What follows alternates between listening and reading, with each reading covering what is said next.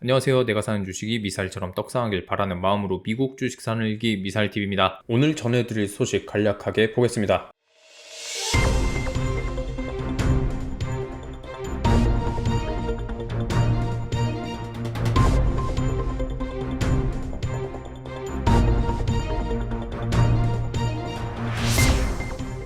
오늘 미국 증시는 아주 소폭 상승하면서 마감했습니다. 미국 시장에 큰 영향을 줄 만한 이벤트는 없었으며 장 초반에는 최근 하락세에 대한 매수세가 들어오면서 시장이 상승하면서 시작한 것으로 보시면 될 것 같습니다. 장 초반의 매수세는 시간이 갈수록 약해졌고 결국 전형적인 전강 후약의 모습을 보였습니다. 결국 다우존스는 0.22%, S&P 500은 0.31% 상승했고 나스닥은 0.63% 상승했습니다. 아주 재밌는 사실은 공포탐욕 지수는 저번 주 금요일 시장에서 57이었으나 오늘의 시장 소폭 상승에도 불구하고 4포인트나 상승하면서 61포인트가 되는 모습을 보였습니다. 시장이 여전히 평범한 상태는 아니라는 것을 인지하셔야 하는 대목이라고 생각합니다. 아쉽게도 S&P 500은 오늘의 상승으로는 주요 지점인 4000포인트 선을 회복하지 못했습니다. 어제만 해도 이번 주는 목요일까지 특별한 이벤트가 없을 것 같다고 말씀드렸으나 역시 주식시장은 하루도 조용한 날이 없습니다. 시장에 큰 영향을 주지는 못했지만 우리가 시장에 대해서 공부하고 생각해 볼 수 있을 만한 일들이 있었습니다. 가장 첫 번째로 경제지표를 알아보겠습니다. 몇 가지 경제지표가 발표되었는데 한쪽으로 치우치지 않으면서 혼조세를 보였고 그로 인해 시장의 전강 후약 모습을 보였다고 생각합니다. 내구재 주문 지수가 발표되는 날이었습니다. 아주 재밌는 결과가 나왔는데요. 모든 경제 수치는 근원 수치가 중요하다는 것을 다시 한번 알게 해주는 지표가 아니었나 싶습니다.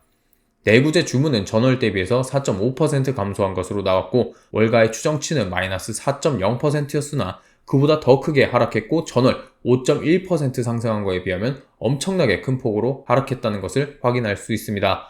반면에 근원 내구재 주문, 즉 변동성이 큰 운송장비 부분을 제외한 부분은 오히려 0.7% 상승한 것으로 나와 예측치였던 0.1% 상승과 전월 마이너스 0.4%에 비해서 훨씬 더 큰 모습을 보였습니다. 종합 내구재 주문과 근원 내구재 주문의 차이를 만들어낸 것은 1월 보잉 항공기 수주 감소였습니다. 1월달 보잉 항공기의 수주가 감소함에 따라 운송장비 주문이 전월 대비 13.3%가 급감하면서 이러한 차이를 만들어냈습니다. 12월달에 종합내구재 주문 지표가 5.1%나 오를 수 있었던 이유는 이번 달과는 반대로 보잉, 유나이티드 항공, 에어인디아 등 많은 항공사에서 큰 주문들이 많았기 때문입니다. 그로 인해서 운송장비 부분이 큰 폭으로 상승했고 12월에 내구재 주문은 5.1%나 상승할 수 있었고 1월에는 마이너스 4.5%로 감소하는 통계 왜곡을 가져왔습니다. 실제로 근원 내구재 수치를 보시면 1년이라는 기간 동안 수치가 1% 이상 움직였던 것은 2022년 4월 26일에 발표된 3월 수치를 제외하고는 없는 것을 확인하실 수 있습니다. 자, 이 다음으로 미국의 잠정주택 매매 지수가 발표되었습니다. 이 지표는 한 달을 제외하고는 1년 내내 전월 대비 하락하는 모습을 보였는데 저번 달부터 지표가 상승하기 시작했습니다. 전월의 상승은 1.1%에 불과했고 이번 예측치는 1.0%였지만 이번 달 실질적인 발표는 약 7배에서 8배 이상 상승한 8.1%의 수치가 나왔습니다. 2020년 6월 이후 최대의 상승으로 볼 수 있는데요. 이 상승의 원인으로는 미국의 모기지 금리가 단기적으로 12월, 1월에 하락했다는 이유를 들 수가 있습니다. 보시는 바와 같이 11월까지는 모기지 금리가 7%까지 꾸준히 상승하는 모습을 볼 수 있는데요. 12월부터 갑자기 하락하여 2월까지 하락했고 6%대까지 감소한 모습을 볼 수가 있습니다.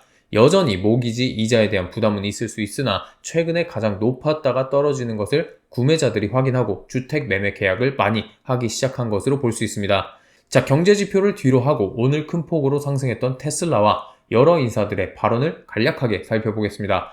테슬라는 3월 1일 투자자의 날 행사에 대한 기대감과 오늘 독일 공장에서 온 소식으로 인해서 장중 5.46% 상승하면서 다시 $200를 회복해주는 모습을 보였습니다. 아무리 최근 하락을 많이 했었다고는 하지만 여전히 테슬라의 주가는 올해 초와 비교하면 70% 넘게 주가가 오른 상태입니다. 먼저 독일 공장의 생산량이 늘었다는 소식이 알려졌습니다. 베를린에 위치한 그린하이데 공장이 무사히 확장되었다는 소식이 전해졌고 생산 능력이 공장 가동 초기보다 2배 이상 늘어나 주당 4,000대를 생산하고 있다고 합니다. 그렇게 되면 연간 20만 대 이상의 생산이 가능해 보이는데요. 작년 5월 머스크가 독일 공장 투자를 선언했을 때보다 4배나 많은 수준입니다. 여기에서 멈추지 않고 테슬라는 독일 공장에서 6월 말까지 주간 5,000대를 생산할 수 있도록 하겠다고 하는데요. 그렇게 주간 생산 대수를 계속해서 올리면서 최대 생산을 50만 대까지 끌어올릴 계획을 하고 있다고 합니다. 그리고 3월 1일에 있을 대망의 투자자의 날이 오늘 상승의 주역이라고도 할 수 있는데요. 이렇게 투자자들에게 큰 기대감을 불러올 수 있는 이유는 투자자의 날 행사에서 테슬라의 장기 계획 청사진인 마스터플랜 3가 공개되기 때문입니다. 이 마스터플랜 3는 이미 머스크가 약간 스포일러를 공개한 적이 있는데요. 지난 7일 트위터에 마스터플랜 3는 지구를 위해 완벽하게 지속 가능한 에너지의 미래로 가는 길이라고 소개했었습니다. 월가에서는 이 마스터플랜 3를 통해서 테슬라가 공장 증설 및 설비 투자 계획을 공개할 것으로 예상하고 차세대 전기차 제조 플랫폼을 기반으로 반값 전기차 계획을 구체화할 가능성도 있을 것이라고 했습니다. 이러한 기대감이 모아지고 모아져서 오늘의 폭등을 이끌었지만 항상 큰 기대감은 큰 실망감을 불러올 수 있습니다. 그렇기 때문에 월가에서 투자자의 날에 대한 기대감뿐만 아니라 우려도 나타내고 있는데요. 그럴만도 한 게 머스크는 과거 테슬라의 중요 사업 목표와 관련해서 공개적으로 시간표를 제시하고도 이를 제대로 지킨 사례가 드물다는 평가가 있기 때문입니다. 오죽 이런 일이 잦으면 머스크가 제시한 타임프레임의 2배는 생각하고 있어야 한다는 말이 있을까요? 앞선 소식들 외에도 여러 인물들의 인터뷰와 연설이 있었습니다. 가장 첫 번째로는 최근 많이 등장하는 필립 제퍼슨 연준 이사였습니다. 오늘 제퍼슨 이사는 다음 FOMC 금리 결정에 대한 전망에 대한 언급은 하지 않으면서 중도적인 모습을 보였고 현실적으로 시장을 바라보고 있다는 것을 알 수 있었는데요. 최근 발표되었던 PCE 물가지수가 여전히 높다고 언급하면서 인플레이션이 연준 목표로 빠르게 복귀할 것이라는 환상은 없다고 선을 그었습니다. 자, 그 다음 인물은 시장의 현상에 대해 정확하게 짚었는데요. Federated Hermes의 제임스 러더포드는 최근 CPI, PPI, PCE 등 모든 인플레이션 관련 지표가 시장을 실망시키고 공포에 몰아넣었음에도 불구하고 최근 상승폭에 비해서 하락폭은 미약했고 단기적이었다고 말했습니다. 저번 주까지만 해도 PCE로 인해서 시장이 크게 흔들렸지만 오늘 시장의 매수세를 보니 이러한 사실이 모두 잊혀졌다고 평가했는데요. 사실 그럴만도 한 게 우리는 1년 내내 인플레이션과 금리 인상에 대한 공포와 기대감에 시달렸습니다. 그러다 보니 이제 인플레이션의 하락폭이 둔화되는 것이나 예상과는 완전히 반대로 움직이지 않는 이상에야 인플레이션에 대해서 크게 신경을 쓰지 않게 된 것이죠. 비슷한 사례로 안타까운 사실이긴 하지만 실제로 작년 이맘때쯤 전쟁이 나네 마네 하다가 전쟁이 났을 때 우리는 전 세계는 망할 것 같다는 걱정을 했었습니다. 그런데 지금은 전쟁 뉴스가 나오면 저거 언제 끝나나 몇 개월은 더 가겠네 이렇게 생각하는 게 일반적입니다.